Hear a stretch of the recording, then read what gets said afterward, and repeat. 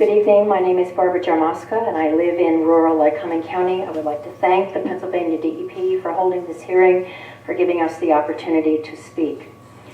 With a master's degree in special education and 30 years experience in the field of natural health, I have a particular concern regarding the potential for harm that this compressor station and the full scope of natural gas production has on our most vulnerable population.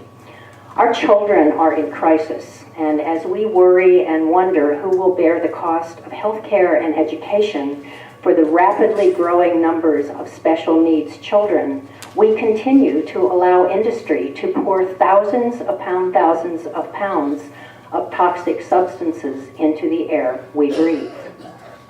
Nowhere in the human body is the environment more intimately wed to our being than in the lungs, where 300 million air-filled alveoli comprise a space equal to the size of a tennis court. The diameter of a human hair is about 70 microns. The width of the alveolar membrane is 1 micron. On one side, air. On the other side, blood. Breathing is truly our most ecological act. Chemical pollutants have greater access to us through respiration than by any other means. It is a known fact that exposure to toxic chemicals in utero, in infancy, and in early childhood can influence programming of brain development and of the immune system. To quote research in the British medical journal Lancet, and I quote, "The combined evidence suggests that neurodevelopmental disorders caused by industrial chemicals have created a silent pandemic in modern society." Living atop the Marcellus, we hear much about the promised economic growth we can expect at the hands of the gas industry. But how does this gas boom compare to the $77.3 billion per school year that special education services now cost U.S. taxpayers, you and I? Annual cost to care for one autistic child can exceed $3.2 million over a lifetime. Right now in America, 1 in every 110 8-year-olds in the United States is now on the autism spectrum, and that number is growing annually.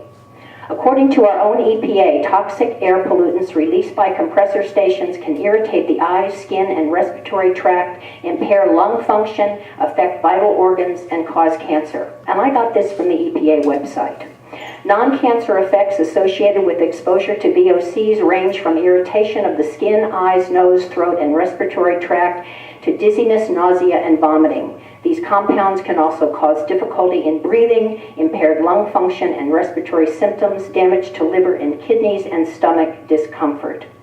Air pollution from the gas industry must be viewed in aggregate, for it is always in aggregate that these chemicals enter the lungs and remain in the human body to do their damage. Gas drilling brings urban-style air pollutants into the rural countryside, filling the air with ozone-making, smog-producing byproducts of the type linked in children directly to lowered IQ, preterm birth, asthma, and stunted lung development. What's more, these pollutants travel hundreds of miles.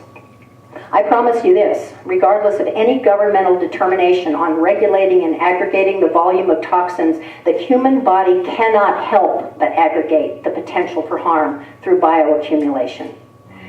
Today we stand at a crossroads.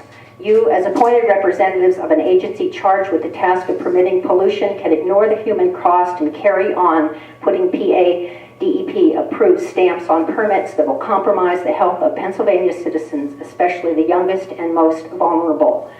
It seems to me that we should have had an enormous nationally televised funeral for common sense, for surely it has died.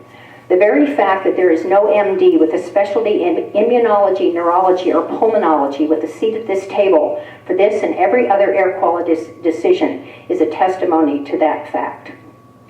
The gas industry is spending millions of dollars to influence the political machine that drives your decision and influences voters. DEP has an opportunity to do the right thing, to deny this expansion.